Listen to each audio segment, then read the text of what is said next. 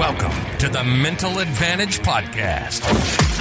Whether you're an athlete trying to perform at your best when it counts the most, a coach or business leader trying to get more out of your team, or someone looking for more personal growth, this is the place for you. This podcast is your map to guide you to the right mindset, systems, and strategies you need to become the best version of yourself. And now, here's John Cullen and Brandon Allen.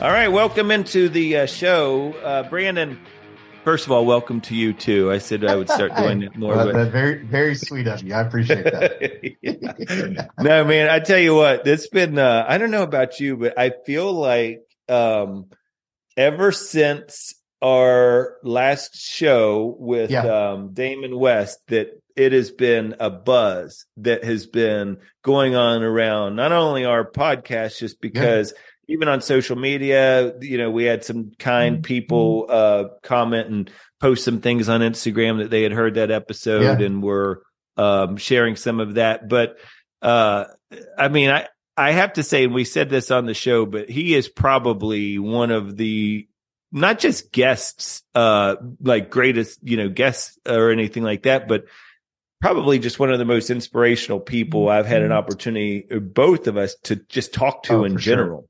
You know? Yeah, I mean, one of those things that I know for me, you walk away and it, what I heard out of that was two things, right? I always go back to the scripture piece where this too shall pass. So whether the good times or the bad times, and you see that completely play out in Damon's life, from, you know, star athlete, you know, just had the world by the throat, and this too shall pass. And then he goes into this turbulent time and he's an addict, and it just, all of it. And then he comes out the other side, and, you know, the things that he's been able to accomplish. And really, if the listeners haven't gotten his book, you know, they need to, because after finishing the book and you see kind of the end of the story, and maybe not the end of the story, but at least the end of this particular chapter, is pretty amazing. And the other thing that I left that conversation with is just how fragile this thing is that we think is just rock solid, right? I mean, we've seen it happen over the past several years, whether it be, you know, political strife, whether it be the COVID pandemic, whatever it is. And it's this fragility, even supply chain stuff. It's this fragility stuff that our lives, our daily lives, are built upon. And we feel like that it's not going to change. Like, it won't change. We're solid. This is, you know, this is my quote unquote normal. And, boy, to hear how quick a bad decision or two then snowballs into multiple bad decisions. And then the next thing you know, like, your life is completely upside down, and it all stems from one or two poor decisions at critical intersections of your life. And it's just, to me, that screams fragility, and it's wild. Yeah, you hit on it. And I've been thinking a lot about this recently, but you hit on this thing, that compound effect of each decision that you make in life, and how that plays its part eventually, you know, into that result that you have, that you get, basically. But, you know, I was watching, you know, I watched that show, Finding Your Roots on PBS. It's a really interesting show. It's all about genealogy and stuff. And there was some, you know, participant in that show recently that, they were talking to, and they were just for whatever reason, they got on this subject of how reliant we are there, but for the grace of God goes I kind of a thing, or, however you want to say it is, but how reliant we are ancestrally on all of the decisions that were made in the past that even allow us to be here, right? 100%. Like all of those decisions that were made. And I don't think I probably often enough think about the impact that the decisions I'm making now, or at the crossroads that we have in life or whatever, are going to yield effect on down the line for the generations after me, right? That are a part of our family or whatever. So I think that's an interesting thing, but you're exactly right. It's like we do, and it doesn't matter what aspect of life it is. For Damon, it was, serious consequences as a result of serious decisions based on, some poor choices, as he would say early on. But everybody, and there's so many examples of that in the book and so many examples of that on the podcast. I had somebody tell me, they said, I was so angry with his friend at the work that had introduced him to meth. And I said, yeah, I know what you're saying, but also what you didn't hear on the podcast is that in the book he talks about is he was long down that road of cocaine use and different things. Yeah. And alcohol and everything else before that person introduced him to meth. The reason that he is falling asleep at his desk is because he was coming off of these highs. With cocaine. So that's why there was so many. And for the listeners, we only have, with all of our guests, we tell them, look, let's book for an hour and we'll talk to you, and we'll try to cram as much in as we can in that 60 minutes. Right. Mainly for the listeners, we could go on all day, and a lot of times the guests are open to go on a little bit longer. But we knew that having read the book, that we weren't going to be able to pack everything into that. I mean, I even had one person say, how did he get out of prison? I said he got paroled, but I mention it later in the show, but it's a real quick sentence. But yeah, he had, and that's even a fascinating story. Like every aspect of this thing is unbelievable. Like I kept saying, this should be a movie. Like this, if there's 100%. Ever a story that needs to be a movie, that's one. At some point, it would not be. It would come as no surprise if at some point I'm walking in to watch this thing on a big screen, for sure. I agree with you on that. I think the other thing, people that listeners, because I got a ton of feedback myself and a lot of questions, and I kept saying, well, you should go read the book. I mean, you should go read the book. You might want to go read the book. Like, but I think one of the things that, to hear the comment about I was so mad at the friend. Well, again, though, and Damon would tell you, there was an opportunity to say no and walk away. Absolutely. He didn't have to do that. He chose to do that. That's right. So, and he would, I think, also say that was the addict in him that said, hey, this is fine and this is okay behavior. And, the other fascinating thing that people, were commenting to me about was like, he does come, like when you read the book and he comes from, you talk about an all-American life. I mean, there's so many great, just a everyday normal situation. Like you and I, were college athletes, and then, after that and all the support of parents and all this other stuff or whatever.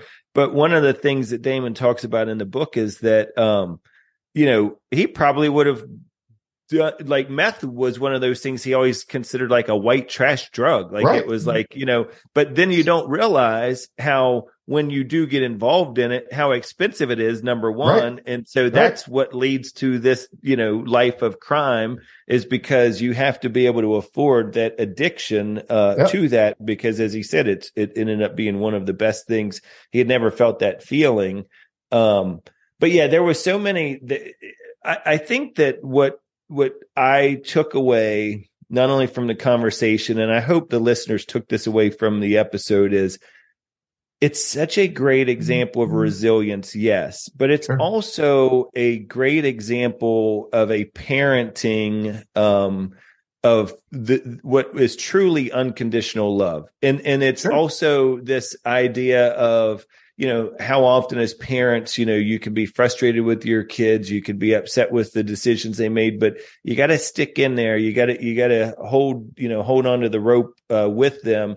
But then also it's the that from a faith-based standpoint, keeping in the prayer, understanding that, you are going to, if you just stay, like he says there about like one of the things he's learned over time is all these different messengers that God puts in your life. If you're willing to listen to, but you have to be open to the message, like you are constantly being sent people who are, and how many times I see this happen in my own life, and I know you have as well, where you'll pick up the phone or you'll see something and you'll text somebody and say, hey, thought you might enjoy this one or whatever. And then they text you back like, you don't know how much I needed that today. Like, like that was such a really key thing for me. So I do think that was, another kind of takeaway I had from it. And then the last thing, go ahead. I was going to say,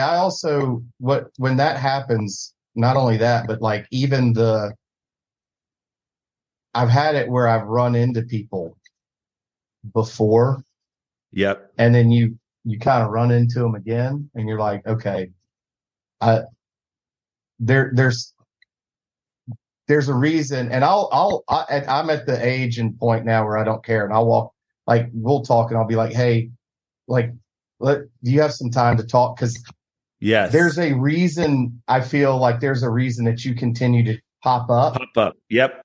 Because absolutely. We don't really have a relationship, but you continue to show up at these places that I'm at or whatever. And I'm curious as to why that may be.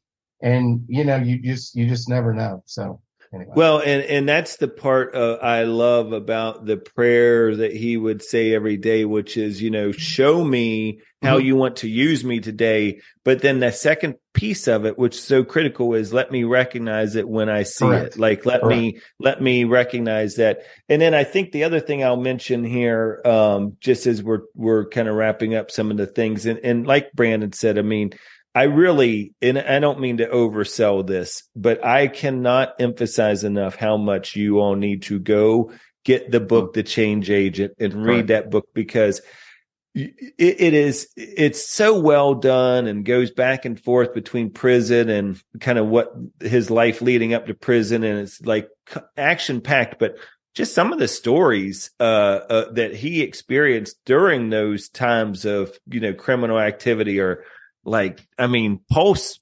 rising. I mean, for real. And yeah, I mean, and again, in the book where you're going, how did you even function with that level of stress in your life? And, he writes as though he's like, hey, hey, I just stole that car out of the impound lot. Don't worry about it. And I'm going to go grab a sandwich. Take care. I mean, it's just. That's the story that I keep crazy. Coming back to, is the one where he steals the car out of the impound lot, because that has got to be like, that's the opening scene to some movie, is just him. It is the opening scene to the movie. Yes. And then everything rewinds. Yes. To see how it plays out. That's right. Yeah. Yeah. It's an unbelievable story. So yeah, definitely do yourself a favor and go get that. And then anybody who's interested in, having Damon come and speak to their college or maybe their high school or their organization, you can go to damonwest.org and learn more about how you can bring Damon in. I do know he's open to that. I was talking to him actually texting a little bit back and forth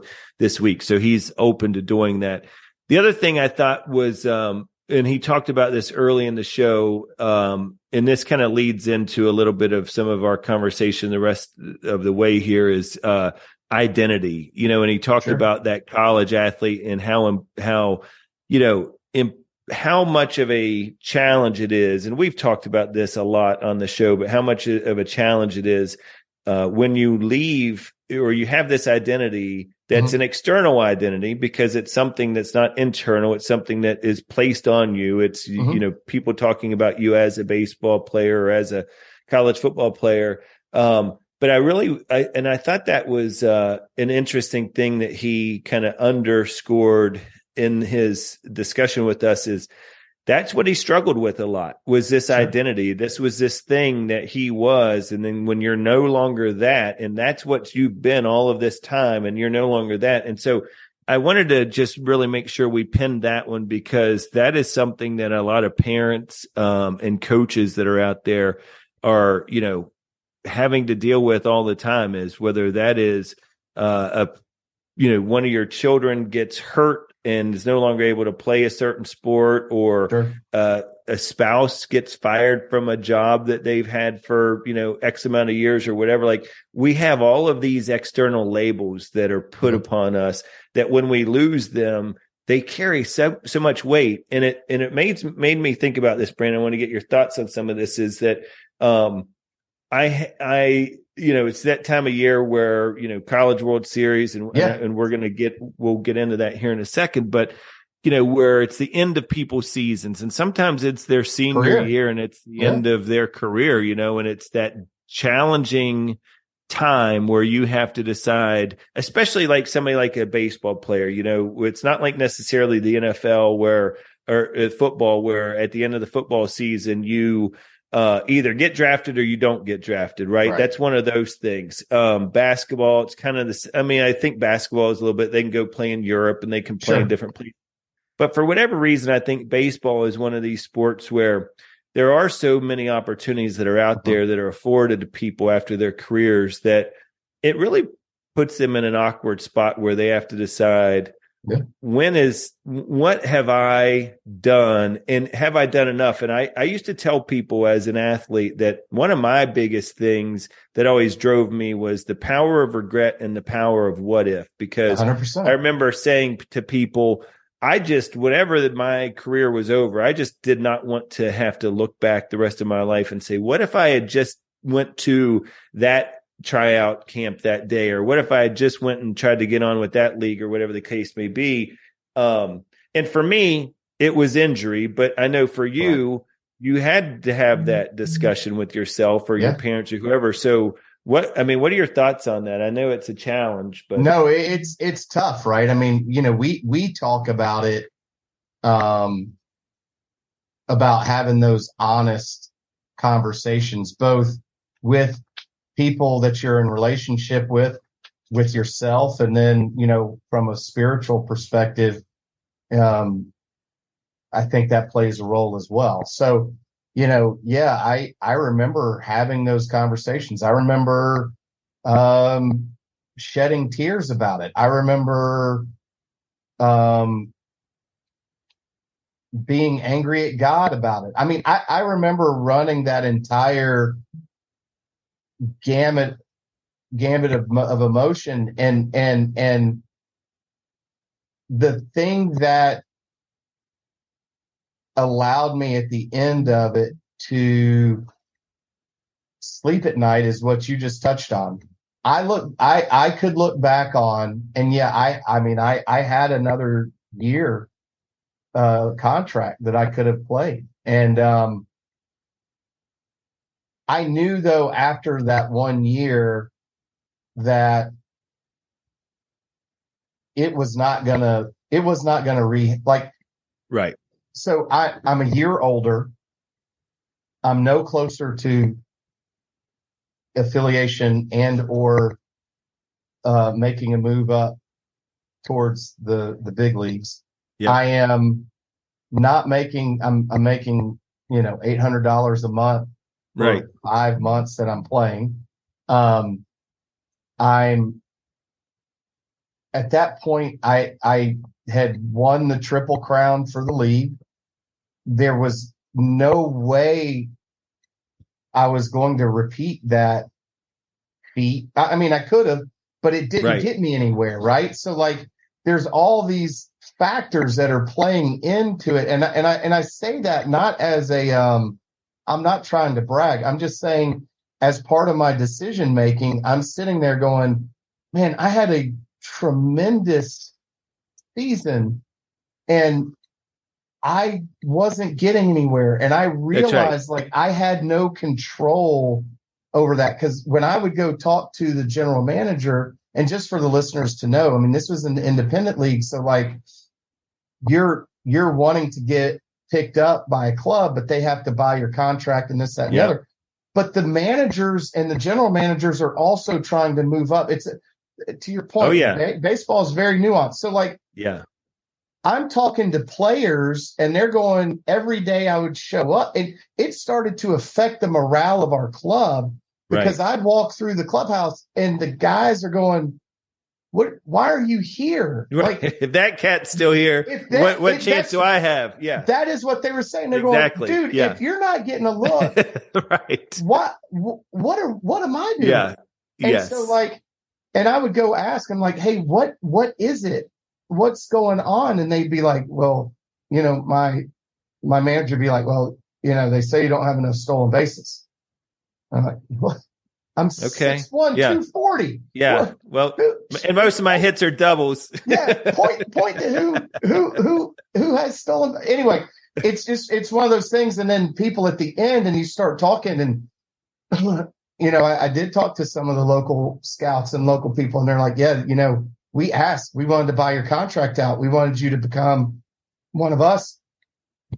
And they basically kept talking us out of it. They kept going, well, why just wait until after the season, or like they would give all these reasons why to not do it. And so anyway, all that stuff kind of plays in your head. And I think at some point you can, like you said, you can look back and go, okay, I'm going to base this decision on what I know, and I'm going to take the emotion out of it.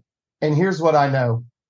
I poured my heart and soul into this game for X amount of time. And it doesn't need to be a game. It can be school, drama, band, anything. Yep. Anytime you have to move on, can I look back on it and go, look, I made the most of every opportunity that I was afforded, or like to talk about that, that I recognized. Because were there opportunities that were probably out there that I didn't see? 100%. But for every opportunity that I was able to recognize, I went ahead and did everything I could and poured everything I could into it. Yeah. And I'm so glad you brought that up, that last piece up, especially because I want the listeners to understand this, because if you're dealing with this as a parent, or you have a relative that's dealing with these hard decisions of when to say when, or, you know, like you said, it could be band, it could be drama, it could be your professional career, whatever the case may be. Understand this. We do talk about identity on this show a lot, and the importance of recognizing when somebody is like struggling with giving up that identity, but it's, that decision to hang in there is not always just because they appreciate the identity or the label that gives them. It's sometimes just because they have poured everything there in it. It's the thing that got them there in the first place, is this drive. It's that internal motivation to get there.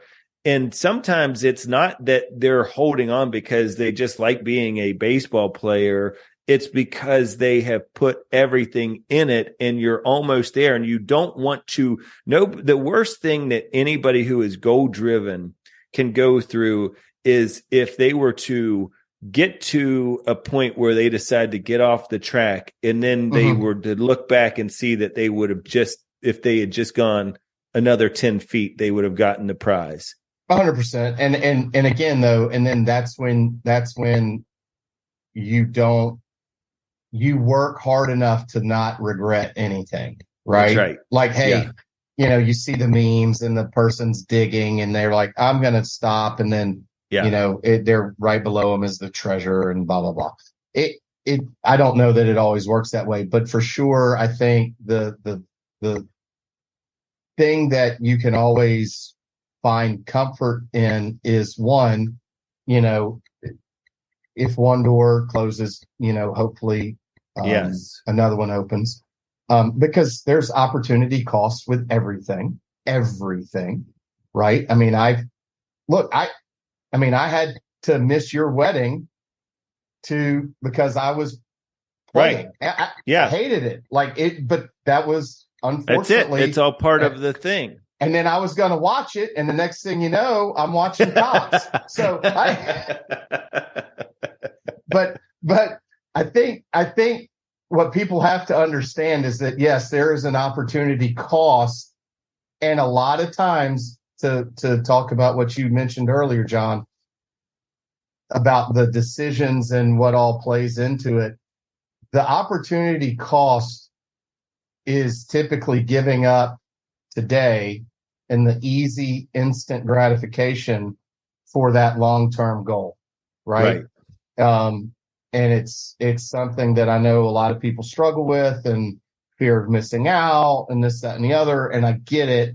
But there's something to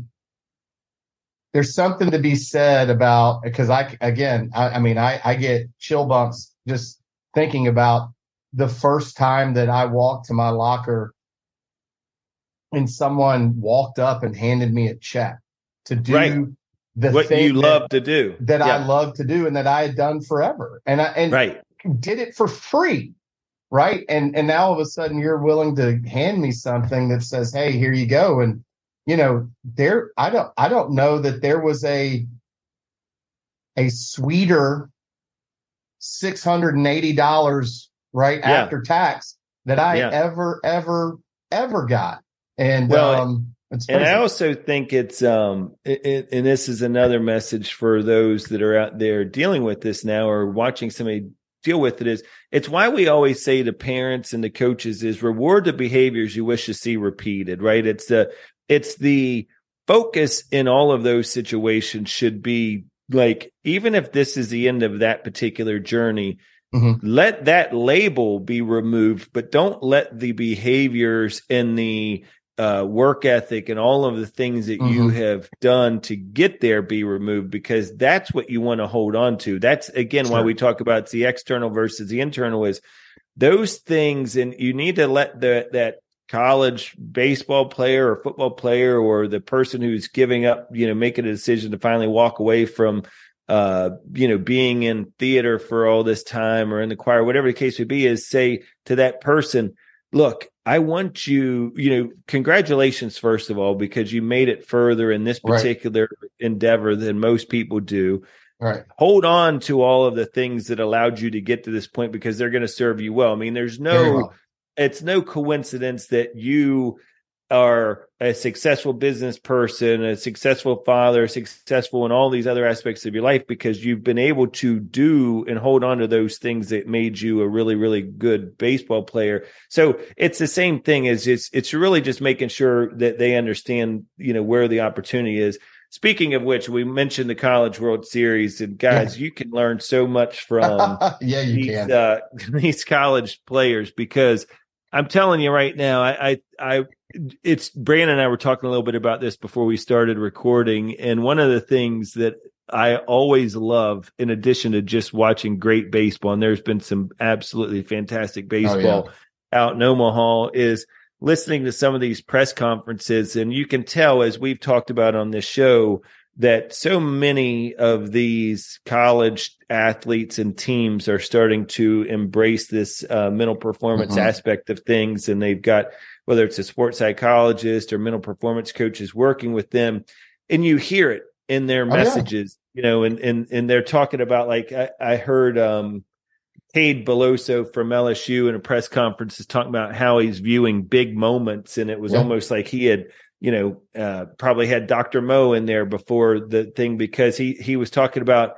how, he looks at everything as the have to versus the get to, is you don't have to come through in the big moment. You get to be in those moments. And it's that, life is filled with these opportunities. And I thought about, Mo, and the idea of invite the challenge is like, it's a great thing that you happen to be in this moment that's filled with that pressure. It means your team has done well. It means you're doing well. Like all of that is a opportunity. And it kind of, I don't know, it goes back to what, Damon talked about when he reframed the way he was looking at prison. Is this is not something that's happening to me. It's an opportunity that I now have. And so, but really, really important things there from the College World Series as it relates to just looking at things as an opportunity and not putting all this pressure on you that you have to perform in these moments, whether that's a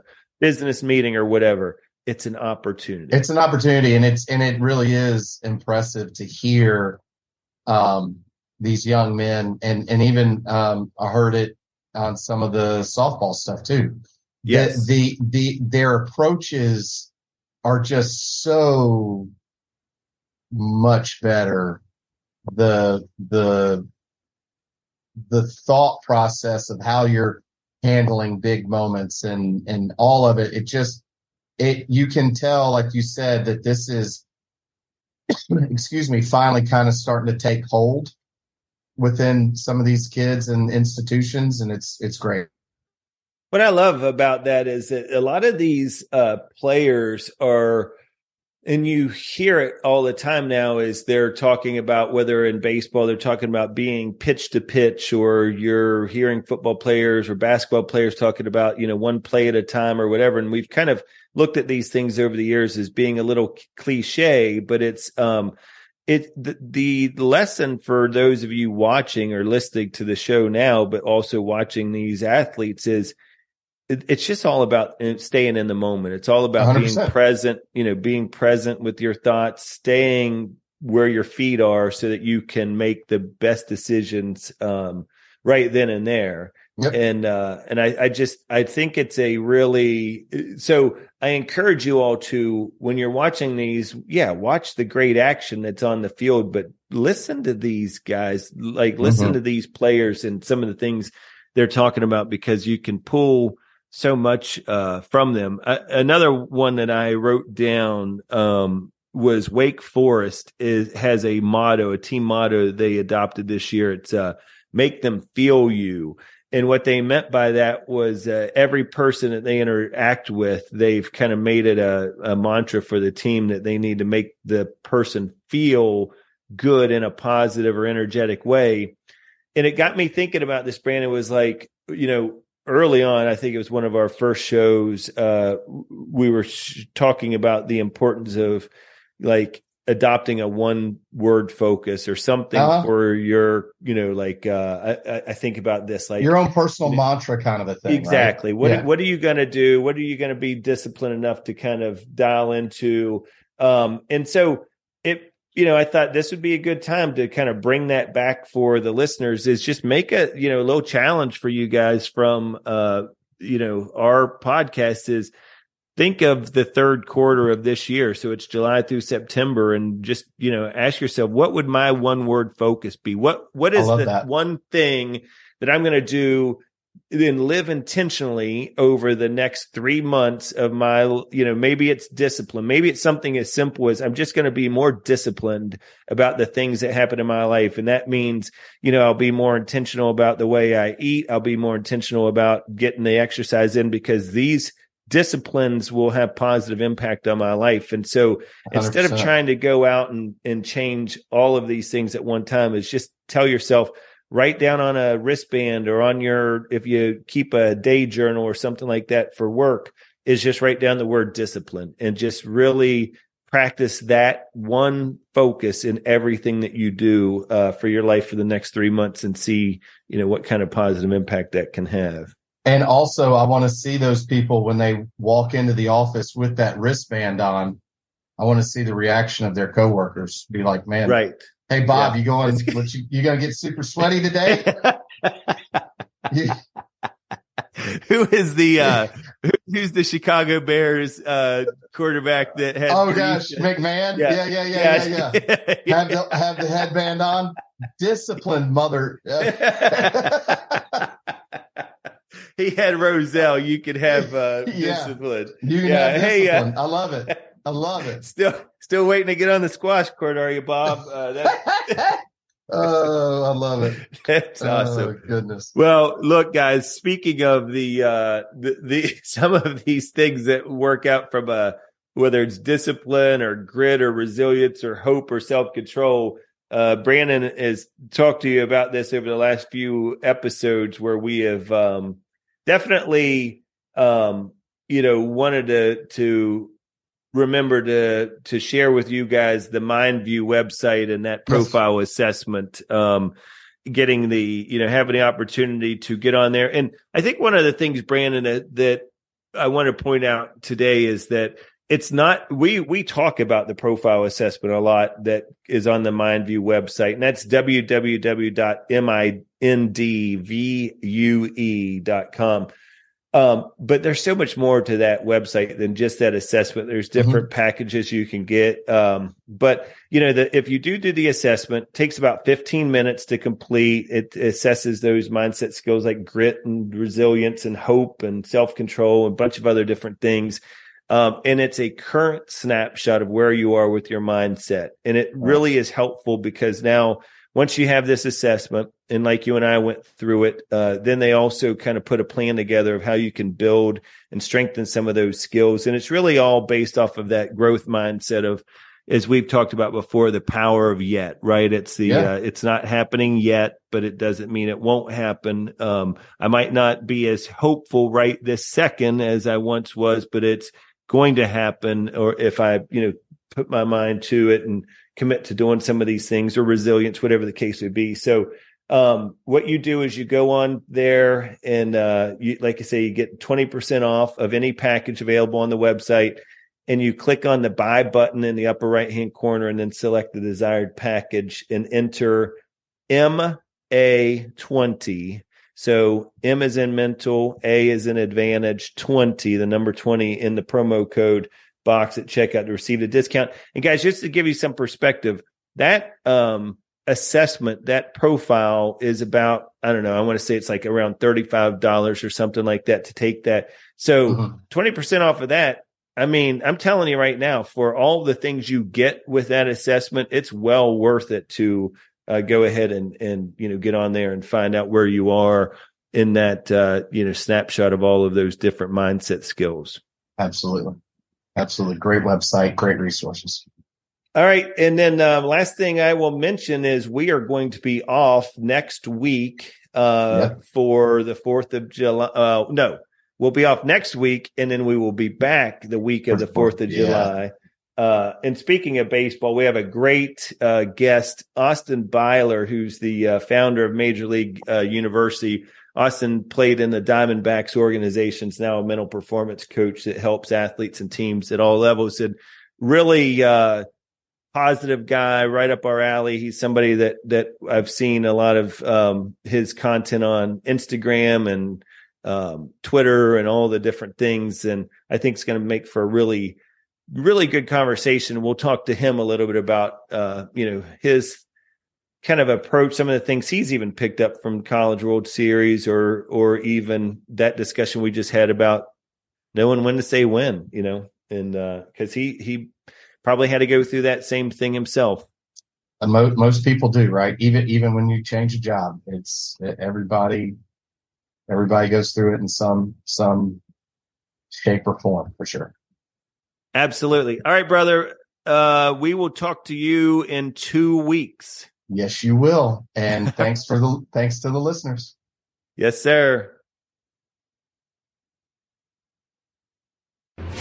Want to provide feedback or stay up to date with the show? Visit our Instagram page at Mental Advantage Podcast, or you can send us an email at podcast@mentaladvantage.net. To have John Cullen work with you or your team, please write to him at john.cullen@mentaladvantage.net. Thanks for listening to today's episode.